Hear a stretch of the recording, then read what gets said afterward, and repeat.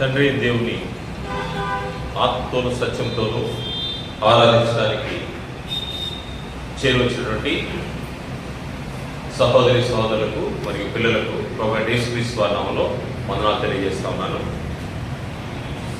గత కొద్ది వారాలుగా మనము అపోస్తుల బోధకు సంబంధించినటువంటి విషయాలు గ్రంథంలో నుంచి పరిశీలన చేస్తా ఉన్నాము. అపోస్తుల బోధకు సంబంధించి జ్ఞానేంద్రియాలు సాధకం చేసుకోవడం ఏ విధంగా అనే విషయాన్ని గత వారాల్లో మనము గ్రంథంలో నుంచి పరిశీలన చేశాము. ఈరోజు అపోస్తుల బోధకు సంబంధించి అంతరంగ స్వభావంలో మార్పు అనే విషయాన్ని ఈరోజు గ్రంథంలో నుంచి పరిశీలన చేశాం. అంతరంగ స్వభావం, అంతరంగము అంటే ఏంటి అని మనం ఆలోచన చేస్తే మనకు బాహ్యంగా కనబడే విషయాల గురించి మనము పరిశీలన చేశాము. మన కళ్ళు ఉన్నాయి, చెవులు ఉన్నాయి, ముక్కు ఉంది, నాలుగు ఉంది, అదేవిధంగా దేహంలోని కనిపించే అన్ని భాగాలు ఉన్నాయి. దీనిలో జ్ఞానేంద్రియాలు సాధకం చేసుకోవడం ఎలాగో గ్రంథంలో నుంచి పరిశీలన చేశాం. కంటిని దేనికోసం నీవు వాడాలి, చెవులు దేనికోసం నీవు వాడాలి, నీ యొక్క నాలుక ఏ విషయంలో నీకు వాడబడాలి, ఇటువంటి విషయాలు మనము జ్ఞానేంద్రియాలను సాధకం చేసుకోవడం ఎలాగో ఆలోచన చేశాము. ఇప్పుడు మన హృదయం లోపలవి అంటే దేవుడు అంతరంగంలో మనకి ఏమి ఉంచారో వాటి విషయం ఆలోచన చేస్తాము. కీర్తన గ్రంథము 103వ కీర్తనలో మనం చూస్తే దావీదు ఈ విధంగా చెప్తా ఉంటాడు. 103వ కీర్తన మొదటి వచనాన్ని చూస్తే, నా ప్రాణమా యెహోవాను సన్నతించుము, నా అంతరంగమునున్న సమస్తమా ఆయన పరిశుద్ధ నామమును సన్నతించుము. నా అంతరంగమునున్న సమస్తమా, అంతరంగంలో ఏవేవైతే ఉంటాయో అవన్నీ కూడా ఏం చేయాలంట, దేవుని యొక్క పరిశుద్ధ నామాన్ని సన్నతించాలి. దేవుడు అంతరంగంలో అనేక విషయాలు మనకు ఉంచిపెట్టాడు. అంతరంగానికి సంబంధించిన ఒకవేళ మన కంటికి బాహ్యంగా మనకు కనబడకపోవచ్చు, కానీ అవి మన అంతరంగంలో ఉన్నవి. అంతరంగంలో ఏ విషయాలు ఉన్నాయో కారణం ఏంటంటే దేవుడు నీ యొక్క హృదయాన్ని, అంతరంగాన్ని పరిశీలన చేస్తాడు. నీ బాహ్యాన్ని కంటే కూడా, నీ భౌతిక సంబంధించినటువంటి నువ్వు కనబడేదానికంటే కూడా నీ యొక్క అంతరంగాన్ని ఆయన పరిశీలన చేస్తూ ఉంటాడు. ఒకవేళ ఎదుటి వ్యక్తికి నీ అంతరంగం అర్థం కాకపోవచ్చు, లేకపోతే తెలియకపోవచ్చు, కానీ నిన్ను సృజించినటువంటి దేవుడికైతే నీ అంతర్యము, నీ అంతరంగంలో ఏమున్నదో సమస్తం ఆయనకు అర్థమవుతా ఉంటుంది, ఆయన తెలుస్తూ ఉంటుంది. కనుక అంతరంగం ఉన్న సమస్తమా ఆయన పరిశుద్ధ నామమును సన్నతించుమని గ్రంథం తెలియజేస్తాం. అంతరంగం ఉన్నటువంటి విషయాల్లో ఎటువంటి మార్పు రావాలి? క్రీస్తు యేసునందు రక్షించబడిన వారు, క్రీస్తు యేసు యొక్క రక్తంలో కడుగబడిన వారు ఏం చేయాలంటే అంతరంగంలో మార్పు కలిగి జీవించాల్సిన అవసరం. గత స్థితి వేరు, దేవుని ఎరుగనప్పుడు నీ ఉన్న స్థితి వేరు. దేవుని ఎరిగి క్రీస్తు యేసు యొక్క రక్తంలో కొనబడిన తర్వాత, నువ్వు దేవుని ఇంటిలోకి ప్రవేశించిన తర్వాత నీ స్థితి మార్చబడాల్సిన అవసరం ఉంది. నీ అంతరంగము గతంలో ఏదైనా ఆలోచించవచ్చు, నీ అంతరంగంలోని పరిస్థితులను బట్టి నువ్వు నీ ఇష్టానుసారంగా ప్రవర్తించవచ్చు, కానీ ఇప్పుడైతే అంతరంగ స్వభావంలో మార్పు అవసరమై ప్రతి ఒక్కరు ఏం కోరుకుంటామంటే, దేవుని కోరిక కూడా అదే, ప్రతి ఒక్కరూ క్రీస్తు యేసు యొక్క స్వరూపంలోకి రావాలి. క్రీస్తు యేసులో కలిగినటువంటి సంపూర్ణతకు సమానమైన సంపూర్ణత కలవాలము వరకు అన్నాడు. అంటే క్రీస్తు యేసు వలె మనం కూడా ఉండాలి. క్రీస్తు యేసు ఈ భూమి పైకి వచ్చారు, ఆయన జీవించిన జీవిత విధానము, ఆయన ఏ విధంగా బ్రతికారో, ఏ విధంగా మనకు మాదిరి చూపారో అదే మాదిరిలో మనం కూడా ఉండాల్సిన అవసరం ఉంది. దానికోసము ఏం చేయాలంటే, క్రీస్తు యేసు యొక్క స్వరూపంలోకి రావాలంటే నీ అంతరంగ స్వభావంలో మార్పు రావాల్సిన అవసరం ఉంది. మనుషులు ఒకవేళ నీ అంతరంగాన్ని పరిశీలించలేకపోవచ్చు, కానీ దేవుడు నీ అంతరంగాన్ని పరిశీలన చేస్తూ ఉంటాడు. దేవుడు హృదయాన్ని పరిశీలించేవాడు. ఎవరి యొక్క హృదయం, ఎవరి యొక్క అంతరంగంలో తన వైపు తిరిగిందో ఆయన స్పష్టంగా చూడగలిగిన వాడు. కనుక అంతరంగ స్వభావానికి దేవుడు ప్రాముఖ్యత ఇస్తా ఉంటాడు. ఈ అంతరంగ స్వభావంలో మార్పు లేకుండా పైకి నేను భక్తి గలవాడిని, లేకపోతే దేవునికి భయపడేవాడిని, నీవు ఎన్ని రకాల వేషధారణకు సంబంధించిన కార్యక్రమాలు జరిగిస్తే వాటి వల్ల ఎటువంటి ప్రయోజనం లేదు. కానీ దేవుడు పరిశీలన చేస్తున్నాడు. బైబిల్ అందుకోసమే ఈ యొక్క అంతరంగ స్వభావంలో మార్పు రావాలంటే అపోస్తుల విశ్వాసము లేకపోతే అపోస్తుల బోధ ప్రతి విశ్వాసకు అవసరమే. అపోస్తుల బోధ లేకుండా నీవు నీ యొక్క అంతరంగ స్వభావంలో మార్పు వచ్చేదానికి అవకాశం లేదు. అందుకోసమే దేవుడు పరీక్షిస్తా ఉన్నాడు. క్రీస్తు రక్తంలో కొనబడిన తర్వాత దేవునిలో ప్రవేశించిన వ్యక్తి ఏ విధంగా ఉన్నాడు? దీనికి మెయిన్ పిల్లర్ ఏంటంటే విశ్వాసం. విశ్వాసాన్ని బట్టే నీ అంతరంగ స్వభావంలో మార్పులు వస్తా ఉంటాయి. నువ్వు గతంలో దేవుడు ఎవరో తెలియనప్పుడు, దేవుడి గురించిన అవగాహన లేనప్పుడు నీ విశ్వాసాలు పలు రకాలుగా ఉంటాయి. దేవుడు అంటే ఏంటో తెలియదు, దేవుడు ఎవరో తెలియదు, దేవుడి ద్వారా నీవు వచ్చేవనే సంగతి తెలియదు. దీని తర్వాత ఈ దేహాన్ని విడిచిపెడితే నీ యొక్క జీవితాన్ని భూమి మీద ముగిస్తే ఎక్కడికి వెళ్తావో తెలియదు. ఆ రోజుల్లో నీ అంతరంగ స్వభావాన్ని నీ విశ్వాసము రకరకాలుగా ఉండొచ్చు. కానీ క్రీస్తు యేసులోకి వచ్చిన తర్వాత, దేవునిలోకి ప్రవేశించిన తర్వాత నీ విశ్వాసము అపోస్తుల బోధను అనుసరించి ఉండాల్సిన అవసరం.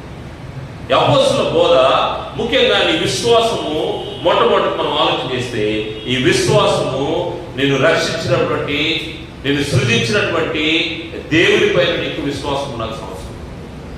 మరియు నేను రక్షించినటువంటి క్రీస్తు వారి పైన నీకు విశ్వాసం ఉండాలి. ఈ రెండు ఎంత ప్రాముఖ్యమైందంటే నీకు జన్మనిచ్చి నిన్ను ఈ భూమి మీద పంపించినటువంటి దేవుడు ఉన్నాడు, నిన్ను సృజించిన ఆయన నీకు విశ్వాసం ఉంచాల్సిన అవసరం ఉంది. అది ఒక జన్మ అయితే తల్లిదండ్రుల ద్వారా దేవుడి ద్వారా నీకు ఇవ్వబడినటువంటి ఆత్మ ద్వారా నువ్వు జన్మించుంటే రెండవ జన్మ, క్రొత్త జన్మ, నూతన జన్మ, ఈ అనుభవము క్రీస్తు యేసు యొక్క బలి ద్వారానే అయిందనే విషయాన్ని మర్చిపోకూడదు. క్రీస్తు యేసు యొక్క రక్తం ద్వారానే నీకు క్రొత్త జన్మ అనుభవం వచ్చింది. క్రీస్తు యేసు లేకుండా నీవు రక్షించబడలేదని గ్రంథం తెలియజేస్తా ఉంది. ఒకసారి చూస్తే దీనికి విశ్వాసము పునాది అయింది. ఎఫెసీ పత్రిక 2వ అధ్యాయము 8వ వచనాన్ని మనం పరిశీలన చేస్తే, ఎఫెసీ పత్రిక 2వ అధ్యాయము 8వ వచనంలో విశ్వాసము ద్వారా కృపచేతనే రక్షింపబడి ఉన్నారు, ఇది మీ వలన కలిగినది కాదు, దేవుని వరమే. దేవుని వరం. నువ్వు రక్షించబడి ఉన్నావంటే ఆ విశ్వాసము నీ హృదయాన్ని తాకిందంటే దానికి గల కారణము అది దేవుని వరమే, నీ యొక్క గొప్పతనం కాదు. మీరు విశ్వాసం ద్వారా కృప చేతనే రక్షింపబడి ఉన్నారు. నిన్ను సృజించినటువంటి దేవుడు నీ పట్ల కృప కలిగి ఆయన ప్రియకుమారుని నీ భూమి మీదకి పంపించి ఆయన సిలువలో బలి చేయడం ద్వారా నీవు రక్షించబడ్డావు. మర్చిపో. అందుకోసము నువ్వేం చేయాలంటే నీ విశ్వాసము ఇది అంతరంగమైనది, అంతరంగ స్వభావానికి సంబంధించింది. ఇది బయట కనబడదు. నువ్వు ఈ లోకంలో నడిచిపోతా ఉన్నావు అనుకోండి, నువ్వు లోకంలో నువ్వు వెళ్తా ఉన్నావు, వెళ్ళేటప్పుడు నీ విశ్వాసం ఏందో ఎదుటి వ్యక్తికి తెలియదు. కారణం ఏంటంటే ఇది నీ అంతరంగానికి సంబంధించింది. ఈ విశ్వాసము నువ్వు ఎవరిపై ఉంచావు? నేను సృజించినటువంటి దేవుడిపై ఉంచాల్సిన అవసరం ఉంది. ఎందుకంటే ఆయన కృపచేతనే నువ్వు రక్షించబడ్డావు. మరియు ఇది దేవుని వరం అని గ్రంథము తెలియజేస్తా ఉంది. మరి ముఖ్యంగా విశ్వాసం లేకుండా దేవునికి ఇష్టడేట అసాధ్యమని బైబిల్ తెలియజేస్తుంది. హెబ్రీ పత్రిక 11వ అధ్యాయం 6వ వచనంలో విశ్వాసం లేకుండా దేవునికి ఇష్టడేట అసాధ్యం. అందువల్ల నీ యొక్క అంతరంగ స్వభావము మార్పు రావాలంటే ముందు విశ్వాసం అవసరమే. ఈ విశ్వాసం పునాదిపైనే నువ్వు కట్టబడాల్సిన అవసరం. నీ విశ్వాసం ఏంటంటే క్రీస్తు ప్రభు నా కోసము బలయ్యాడు, క్రీస్తు ప్రభు నా కోసము తన ప్రాణాన్ని పెట్టాడు, తన రక్తాన్ని చిందించాడు, ఆయన ద్వారానే నేను రక్షించబడ్డాననే విశ్వాసం. మనం చూస్తే రోమపత్రిక 10వ అధ్యాయం 9వ వచనం చూస్తే, రోమపత్రిక 10వ అధ్యాయం 9వ వచనంలో నీ అంతరంగమందు నువ్వు ఏమి విశ్వసించాలో అక్కడ తెలియజేయబడింది. ఆ విశ్వాసం ద్వారానే నువ్వు రక్షించబడ్డావని గ్రంథం తెలియజేస్తాం. నువ్వు రక్షించబడ్డానికి కారణము దేవుని యొక్క వాక్యము. ఈ దేవుని యొక్క వాక్యం ముందు విశ్వాసం ఉంచడం వల్ల ఏం జరుగుతుందంటే 8వ వచనం నుండి 10వ అధ్యాయం 8వ వచనం నుండి అదేమని చెప్పుచున్నది? వాక్యము నీ యొద్దను నీ నోటను నీ హృదయంలో ఉన్నది, అది మేము ప్రకటించు విశ్వాస వాక్యం. అదేమనగా యేసు ప్రభువు నీ నోటితో ఒప్పుకొని దేవుడు మృతుల్లో ఆయన లేపునని నీ హృదయం ముందు విశ్వసించినట్లా నీవు రక్షింపబడదు. ఈ రక్షణ నీకు ఎలా వచ్చింది? ఏమని విశ్వసించారు? ఈ విశ్వాసానికి పునాది ఏంటని మనం ఆలోచన చేస్తే, యేసు ప్రభువు నీ నోటితో ఒప్పుకొని దేవుడు మృతుల్లో ఆయన లేపునని నీ హృదయమందు, ఎక్కడ మన తలపైన రాసుకుంటామా, లేకపోతే ఏదైనా రిజిస్ట్రేషన్ చేసుకుని ఉంటామా? కాదు.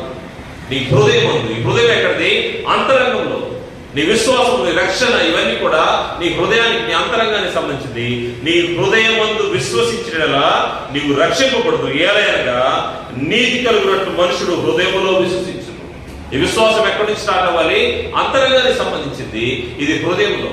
నీ హృదయం మందు విశ్వసించాలి. యేసు దేవుని కుమారుడని, ఆయన నాకు ప్రభు అని, ఆయన నా కొరకు సిలువలో ప్రాణం పెట్టాడు, ఆయన రక్తము ద్వారా నేను విమోచింపబడ్డానని నువ్వు విశ్వసించాల్సిన అవసరం ఉంది. ఏలైనగా నీతి కలుగునట్లు మనుషుడు హృదయంలో విశ్వసించును, రక్షణ కలుగునట్లు నోటితో ఒప్పుకును. నేను రక్షించబడ్డాను, నేను పాపాన్ని విడిచిపెట్టాను, క్రీస్తు యేసు ద్వారా నేను రక్షించబడ్డాను, క్రీస్తు యేసు నా రక్షకుడని నోటితో ఒప్పుకోవాల్సిన అవసరం ఉంది. ఈ విషయాలు విశ్వాసం అనేది పునాది. దేవుని యందు విశ్వాసం ఉంచాలి. ఆయన మన సృష్టికర్త, నూతన జన్మ కారకుడైనటువంటి క్రీస్తు ప్రభువు యందు విశ్వాసం ఉంచాలి. ఎందుకంటే ఆయన రక్తం ద్వారా మనము కొనబడ్డాము, ఆయన లేకుండా. ఈ విషయాలు ఎలా ఉండాలంటే, నీ ఆలోచనలో, నీ యొక్క విశ్వాసంలో, నీ క్రియల్లో, సమస్త విషయాల్లో, ముఖ్యంగా నీ డెసిషన్స్ లో, నీ నిర్ణయాల్లో నీ విశ్వాసము ప్రస్ఫుటంగా కనబడాలి. ఏదైనా ఒక డెసిషన్ తీసుకున్నానంటే అది దేవునికి ఇష్టమైందా, క్రీస్తు ప్రభువు వారికి ఇష్టమైందా, నా విశ్వాసానికి సరైందా కాదా? ఏ క్రియ చేసి, ఏ పని చేసినా, మనం ఈ భూమి పైన జీవించి చలించేటప్పుడు అనేక కార్యక్రమాలు జరిగిస్తూ ఉంటాం. ఈ కార్యక్రమాల్లో ఇవి దేవునికి ఇష్టమైనవా కావా? నీ అంతరంగంలో పరిశీలన చేసుకోవాలి. నీకు ఆలోచన ప్రారంభమవుతుంది, కోరిక ప్రారంభమవుతుంది, అది కార్యరూపం దాల్స్తుంది. కార్యరూపం దాల్చిన తర్వాత ఆ ఆలోచనలు దైవ సంబంధమైనవా కాదా? ఈ అంతరంగ స్వభావం. గతంలో నువ్వు క్రీస్తు యేసు దగ్గరికి రాకముందు నీ ఇష్టం వచ్చిన ఆలోచనలు ఉండేవి, నీకు ఇష్టం వచ్చినటువంటి కోరికలు ఉండేవి. ఆ కోరికలు నువ్వు తీర్చుకుంటా ఉన్నావు. ఇప్పుడైతే ఎలా కాదు. ఇప్పుడు సమస్త చేయాలి, క్రీస్తు యేసునందు చెరపట్టాలి. నీ ఆలోచనలన్నీ కూడా చెరపట్టి దేవుడికి అనుకూలంగా ఉన్నాయా లేదని పరిశీలన చేసుకోవాల్సిన అవసరం ఉంది. దేవుడికి అనుకూలంగా లేకపోతే ఏం జరుగుతూ ఉంటుంది? అక్కడ నీవు అపవాదికి లోనై అపవాది యొక్క చెరలోకి వెళ్ళిపోయే అవకాశం ఉంది. అందువల్ల ఈ యొక్క అంతరంగ స్వభావంలో మార్పు అవసరం. అంతరంగ స్వభావానికి సంబంధించిన విషయాలు క్రీస్తు కొరకే నేను జీవిస్తున్నాను. పౌలు గారు చెప్పినట్టు, నా మటుకైతే బ్రతుకుడు క్రీస్తే, చావైతే లాభం అన్నాడు. ఎలా కలిగాడు? ఆయన హృదయంలో, ఆయన అంతరంగంలో విశ్వాసము అంత స్థిరమైంది, దృఢమైంది కాబట్టి అనగలిగాడు. అందువల్ల మొట్టమొదటిది అంతరంగ స్వభావంలో మార్పు రావడానికి విశ్వాసము. ఎవరి మీద విశ్వాసము? దేవుని యందు విశ్వాసము. నీ రక్షకుడైనటువంటి క్రీస్తు ప్రభువు యందు విశ్వాసం ఉంచాల్సినటువంటి అవసరం ఉంది. రెండవది మారు మనస్సు. మారు మనస్సు అంటే పాపానికి దూరంగా ఉండటం.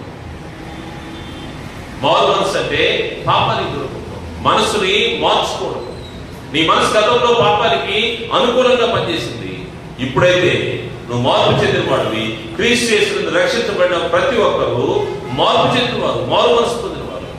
ఈ మార్పు చెందినటువంటి, ఈ మారు మనసు పొందినటువంటి హృదయము, ఈ యొక్క మార్పు అనేది ఇది అంతరంగమైన స్వభావానికి సంబంధించింది. మరియు రూపాంతరం చెందాలని గ్రంథం తెలియజేస్తాం. రూపాంతరం చెందడం మనకు తెలుసు. ఫిజికల్ గా ట్రాన్స్ఫర్మేషన్ అయ్యే గొంగలి పురుగు నుంచి సీతాకోక చిలుక రావడం అనేది ఆ రూపాంతరం మనకు తెలుసు. అది మన కంటికి కనబడతా ఉంటుంది. గొంగలి పురుగు నుంచి ఏమొస్తుంది? సీతాకోక చిలుక. ట్రాన్స్ఫర్మేషన్ మనకు తెలుసు. కానీ నీ హృదయంలో జరిగే రూపాంతరం ఉంది. అది దేవునికి కనబడాలి. నీ క్రియలు వాటిని స్పష్టంగా చెప్పాల్సిన అవసరం. ఈ రూపాంతరం ఎలా ఉండాలి మనం ఆలోచన చేస్తే, మారు మనసు కలిగితేనే రూపాంతరం చెందడానికి అవకాశం ఉంటుందని గ్రంథము తెలియజేస్తుంది. అపోస్తలుల కార్య గ్రంథంలో మనం చూస్తే 2వ అధ్యాయము, అపోస్తలుల కార్య గ్రంథము 2వ అధ్యాయము 38వ వచనంలో అక్కడ జరిగిన సంఘటన ఏంటంటే, పేతురు భక్తిగల యూదులతో మాట్లాడుతూ ఆయన ఆత్మపూర్ణుడిగా ఆయన సువార్త ప్రకటన చేస్తా ఉన్నాడు. ఈ సువార్త ప్రకటన చేస్తున్నప్పుడు అక్కడ ఉన్న భక్తిగల యూదులు ఈ సిలువ వేసిన యేసుని దేవుడు క్రీస్తుగాను ప్రభుగాను ఆయన నియమించను. ఇది ఇశ్రాయేలు వంశమంతా రూఢిగా తెలుసుకోవాలని చెప్పిన వెంటనే వారు హృదయాల్లో నొచ్చుకున్నారంట. వారు ఒక్కసారిగా వాస్తవాలు గ్రహించారు. గ్రహించినప్పుడు వారు మారు మనసు అంటే, అయ్యో మేము పాపం చేశాము, మా స్థితి ఈ విధంగా ఉందా, దీన్ని మార్చుకోవాలి. స్థితిని మార్చుకోవడము పాపానికి దూరంగా ఉండడమే మారు మనసు. ఈ మారు మనసు అనేది స్థితిని మార్చుకోవాలి, పాపానికి దూరంగా ఉండాలి. ఇక్కడ ఏం చెప్తున్నాడు 35వ వచనంలో పేతురు అడుగుతున్నప్పుడు పేతురు చెప్తున్నాడు, మీరు మారు మనసు పొంది. ఈరోజు దేవుడు ప్రభువాన్ని పంపించడానికి, ప్రభువాని రాకడకు, లేదా ఈ యుగానికి అంతము ఎందుకు ఆలస్యం చేస్తున్నాడు అనుకుంటే, ఎవరు నశించడం ఆయనకు ఇష్టం లేదు. అందరూ అంతటా మారు మనసు పొందాలని దేవుని యొక్క కోరిక అయింది. అందుకోసం ఆయన ఆలస్యం చేస్తా ఉన్నాడు. ఒకవేళ నేను అనుకోవచ్చు, నేను చిన్నప్పటి నుంచి ప్రభు వస్తాడని వింటానే ఉన్నాం, కానీ ఎంతవరకు రాలేదు. మా వయసు 20 సంవత్సరాలు, 30 సంవత్సరాలు, 50 సంవత్సరాలు, కానీ ఇంతవరకు ప్రభు రాలా. మా తాత ముత్తాతలు కూడా ఇదే మాట చెప్పారని అనుకుంటా ఉండొచ్చు. కానీ దేవుడు ఎందుకు ఆలస్యం చేస్తున్నాడంటే, ఆలస్యానికి గల కారణము అందరూ అంతటా మారు మనసు పొందాలి. ఈ మారు మనసు అనే ప్రక్రియ అంతరంగానికి సంబంధించింది. ఎవరో నిన్ను బలవంతం చేస్తేనో, ఎవరో నీకు ఏదో డబ్బులు ఇస్తేనో, లేకపోతే ఇంకా ఏ తాయిలాలు ఇస్తే ఇది మార్చుకునేది కాదు. అంతరంగానికి సంబంధించింది. అంతరంగంలో నీకు మార్పు రావాల్సిన అవసరం ఉంది. వీరు ఎప్పుడైతే హృదయంలో నొచ్చుకొని అన్నారు, వారు ఈ మాట విని హృదయంలో నొచ్చుకొని, అంటే ఎవరికైతే అంతరంగంలో దాని పెయిన్ కనబడుతుందో, దాని నొప్పి తెలుస్తుందో, హృదయంలో నొచ్చుకున్నారంట. కింద ఫుట్నోట్లో పొడవబడి అన్నారు. పొడవబడి అంటే ఎంతో గాయపరచబడ్డారు ఆ యొక్క మాట విన్న తర్వాత. అయ్యో మేము ప్రభుని సిలువకు అప్పచెప్పామని. దాన్ని బట్టి వారు ఏం చేస్తున్నారంటే అడుగుతా ఉన్నారు. అడిగినప్పుడు పేతురు చెప్తున్నాడు, మీరు మారు మనసు పొంది పాప క్షమాపణ నిమిత్తం ప్రతివాడు యేసుక్రీస్తు నామమున బాప్తిసం పొందులేదండి. ప్రతివాడు ఏం చేయాలంట? పాప క్షమాపణ నిమిత్తము బాప్తిసం పొందాలా. ముందుగా ఏం చేయాలి? మారు మనసు పొందాలి.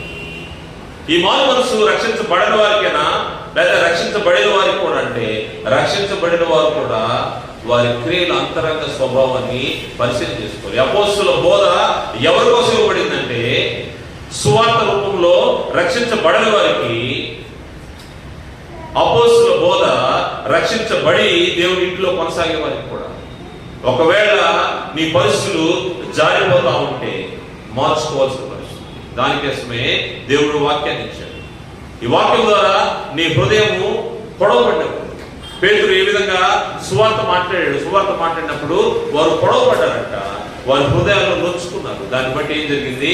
వెంటనే మార్పు వచ్చింది. మారు మనసు ఎప్పుడైతే కలిగిందో, దాని తర్వాత వారేమయ్యారు? బాప్తిసం పొందారు. దాని తర్వాత క్రొత్త జన్మ ఎత్తారు. ఈ క్రొత్త జన్మ, ఈ యొక్క ట్రాన్స్ఫర్మేషన్ ఏంటంటే రూపాంతరం చెందారు. అంతవరకు యూదులు వాళ్ళు యూద మతాన్ని ఆచరించేవారు. ఇప్పుడు నేడు క్రైస్తవులు, క్రీస్తు యొక్క శిష్యులు, క్రీస్తు యొక్క గుణ లక్షణాలు కలిగి ఆయనను అనుసరించేవారు రక్షణ మార్గంలోకి వచ్చారు. సమస్తము హృదయంలో ఉన్నట్టే ప్రతి విధమైన కీడుని విసర్జించిన వారు, పాపానికి దూరంగా ఉన్నవారని మన గ్రంథం తెలియజేస్తుంది. ఈ మారు మనసు గురించి ఎలా ఉంది అని మనం ఆలోచన చేస్తే, ఈ మారు మనసు పాపానికి దూరంగా ఉండటమే. రోమపత్రిక 12వ అధ్యాయము 2వ వచనంలో మనం చూస్తే, రోమపత్రిక 12వ అధ్యాయము 2వ వచనంలో మనం చూస్తే, రూపాంతరం చెందాలంట. ఈ దేని ఎక్కడి నుంచి ఎక్కడికి రూపాంతరం చెందాలి అని ఆలోచన చేస్తే, అక్కడ స్పష్టంగా తెలియజేయబడిన మాట, మీరు దేవుని వైపుకి ఏ విధంగా తిరగాలో అక్కడ తెలియజేయబడింది.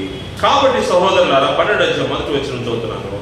కాబట్టి సహోదరులారా, పరిశుద్ధమును దేవునికి అనుకూలమైన సజీవ యాగముగా మీ శరీరమును ఆయనకు సమర్పించుకుని దేవుని వాసనను బట్టి మిమ్మల్ని బతిమాలుకుంటున్నాను. ఇట్టి సేవ మీకు యుక్తమైనది. మీరు ఈ లోక మర్యాదను అనుసరింపక. గతంలో మన పరిస్థితి ఏంటి? ఈ లోక మర్యాద, లోకం ఎటుపోతే అటుపోయేవాడు. ఇప్పుడు అలా కాదు. లోక మర్యాదను అనుసరింపక ఉత్తమమును అనుకూలమును సంపూర్ణమైన దేవుని చింతమేదో పరీక్షించి తెలుసుకున్నట్లు మీ మనస్సు మారు మనస్సు లేకుండా దేవుని అనుసరించడము అసాధ్యం. మారు మనస్సు లేకుండా రక్షించబడటము అసాధ్యం. మనసులో నీ యొక్క అంతరంగము మార్చబడాల్సిన అవసరం ఉంది. మీ మనస్సు మారి నూతన ఒకటి వలన రూపాంతరం పొందుడి. ట్రాన్స్ఫర్మేషన్ ఎలా జరుగుతుంది? ఇది భౌతికంగా బయట కనబడేది కాదు. నువ్వు బాప్తిసంలోకి నీళ్ళలోకి మునిగినప్పుడు నువ్వు బయటకు వచ్చినప్పుడు భౌతికంగా ఏ మార్పులు నువ్వు ఒకవేళ తడిచి వస్తావేమో, అంతేగాని నీ అంతరంగంలో మార్పు వస్తుంది. అక్కడ నుంచి ఆ రోజు నుంచి నీకేమవుతుంది? నీ పాపాలు కడిగివేయబడతాయి. క్రీస్తు ప్రభువు యొక్క రక్తం అక్కడ పనిచేస్తుంది. దాని తర్వాత బయటకు వచ్చిన తర్వాత అంతరంగ స్వభావంలో మార్పు వస్తుంది. ఈ అంతరంగ స్వభావంలో మార్పు అనేక విషయాలను మనము పరిశీలన చేస్తాము. ఆ విషయాలన్నీ కూడా నీలో స్పష్టంగా కనబడతాయి. ఆ మార్పు ప్రత్యేకంగా బయట వ్యక్తులు చూడగలిగేదానికి అవకాశం. జరిగిన మార్పు ఏమో లోపల, దాని రిజల్ట్స్ ఎలా ఉంటుంది బయట కనపడతాం. ఇనిషియల్గా ఒకవేళ బయట కనపడకపోవచ్చు, నీటిలోంచి బయటకు వచ్చిన తర్వాత క్రమేణా వాళ్ళు చూస్తూ ఉంటారు. ఈ లోకం గమనిస్తూ ఉంటుంది, రూపాంతరం చెందుతూ ఉంటారు. రూపాంతరం చెందడం అంటే పొంగల్పూడి నుంచి సీతాకోచరికి రావడం కాదు, కానీ ఇక్కడ నీ ఫిజికల్ బాడీ అంతా సేమ్ అలాగే ఉంటుంది, బట్ ఇన్నర్ చేంజ్ ఉంటుంది అనమాట. లోపల అంతరంగ స్వభావము మార్చబడి దాన్ని రూపాంతరము. ఎలా రూపాంతరం చెందాలంట? దేవుని చిత్తానికి అనుకూలంగా ఉంది. ఉత్తమమును అనుకూలమును సంపూర్ణమైన దేవుని చిత్త ప్రకారము నీ అంతరంగ స్వభావం మార్చబడుతుంది. ఈ అంతరంగ స్వభావం మార్చబడిన వ్యక్తులు ఏ విధంగా ఉంటారంటే, వారు సాత్వికులుగా, దేవుని కుమారులుగా, దేవుని బిడ్డలుగా ఈ భూమిపై కనబడతారు. వారి భాష, వారి నడక, వారి యొక్క సమస్తము, వారి నడతలన్నీ కూడా స్పష్టంగా మార్పు కనబడతాం. ఆ యొక్క అంతరంగ స్వభావాన్ని, ఈ మారు మనసు నూతనంగా మనము స్వభావం మార్చబడాల్సిన అవసరం ఉంది. అపోస్తలుడైన పౌలు గారు తెస్సలోనికీయులకు రాసినటువంటి మొదటి పత్రిక 5వ అధ్యాయం 4వ అధ్యాయము మొదటి నుంచి మనం చూస్తే, ఈ యొక్క పాపానికి దూరంగా ఉండడమే మారు మనసు. మార్చుకున్నావు. ఏం మార్చుకున్నావు? పాపానికి దూరంగా ఉండడమే. మెట్టుకు సహోదరులారా, మేము మన ప్రభువైన యేసు ద్వారా మీకు ఇచ్చిన ఆజ్ఞను మీరు ఎరుగుదురు కాగా, మీరు ఎలాగో నడుచుకుని దేవుని సంతోషపరచవలనో మా వలన నేర్చుకున్న ప్రకారంగా మీరు నడుచుకుంటున్నారు. ఈ విషయంలో మీరు అంతకంతకు అభివృద్ధి వల్ల మిమ్మల్ని వేడుకొని ప్రభువైన యేసునందు హెచ్చరించున్నాను. మీరు పరిశుద్ధులు ఒకటి అనగా జాగ్రత్తలకు దూరంగా ఉండే దేవుని చిత్తము. నువ్వు రూపాంతరం చెందాలంటే, నీ ట్రాన్స్ఫర్మేషన్ కావాలంటే ఏం చేయాలి? దేవుని చిత్తాన్ని తెలుసుకోవాలి. దేవుని చిత్తం ఏంటి? నీవు పరిశుద్ధంగా ఉండాలంట. మీరు పరిశుద్ధులు ఒకటి పరిశుద్ధంగా ఉండాలి అంటే నీవు పరిశుద్ధంగా చూసుకోవాలి. నీ యొక్క ఘటాన్ని నువ్వు కాపాడుకోవాలి. అపవిత్రమైన దానికి నీ ఘటాన్ని అప్పగించకూడదు. నువ్వేం చేయాలి? పరిశుద్ధంగా ఉండాలి. ఎలా చెప్తున్నాడంటే, మీరు పరిశుద్ధులు ఒకటి అనగా మీరు జాగ్రత్తకు దూరం ఉంటే దేవుని చిత్తము. మీలో ప్రతి వాడును దేవుని ఎరుగని అన్యజనుల వలె కామాభిలాషుడు కాక పరిశుద్ధత యందును ఘనత యందును తన ఘటమును ఎట్లు కాపాడుకున్నది ఎరుగుంటే దేవుని చిత్తము. నువ్వు రూపాంతరం చెందాలి. అంతరంగంలో నీకు రూపాంతరం రావాలంటే దేవుని చిత్తాన్ని ఎరుగుండాల్సిన అవసరం ఉంది. దేవుని చిత్తం ఎవరైతే ఎరుగుతారో వారికి మాత్రమే అంతరంగంలో రూపాంతరము చెందే అవకాశం ఉంటుంది. మారు మనసు కలిగే అవకాశం ఉంటుంది. అందుకోసము మీలో ప్రతి వాడును దేవుని ఎరుగని అన్ని జనుల వలె కాక. లోకంలో మనుషులందరూ ఉంటారు.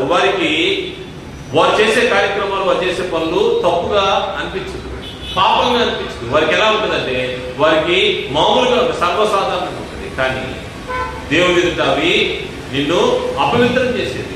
నిన్ను నువ్వు పరిశుద్ధుడిగా ఉండాలని ఆయన కోరుకుంటున్నాడు. అందుకోసమే 8వ వచనం చూస్తే, 6వ వచనం చూస్తే, ఈ విషయం దేవుడు అతిక్రమించి తన సోదరునికి మోసం చేయకుండా, ఎందుకనగా మేము పూర్వం మీద చెప్పిన సాక్ష్యం ప్రకారము ప్రభు వీటన్నిటి విషయమై ప్రత్యర్థం చేయబడు. పరిశుద్ధులొకటకే దేవుడు మిమ్మల్ని పిలిచను కానీ అపవిత్రులుగా ఉండటకు పిలువలేదు. పరిశుద్ధులొకటకి.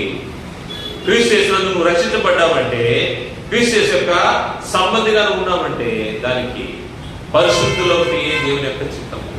ఎవరైతే దేవుని చిత్తాన్ని ఎరుగుతారో వారు మారు మనసు పొంది రూపాంతరం చెందుతారు. ట్రాన్స్ఫర్మేషన్ అయ్యేదానికి అవకాశం ఉంది. మూడవ విషయాన్ని మనం పరిశీలన చేస్తే, మూడవ అంతరంగ స్వభావం అపోస్తుల బోధనను అనుసరించి అంతరంగ స్వభావంలో మార్పు ఎలా రావాలంటే ప్రేమ. ఈ ప్రేమ అనే విషయము బయటికి కనబడదు, కానీ నీ క్రియల ద్వారా అది ఎక్స్ప్రెస్ అవుతూ ఉంటుంది.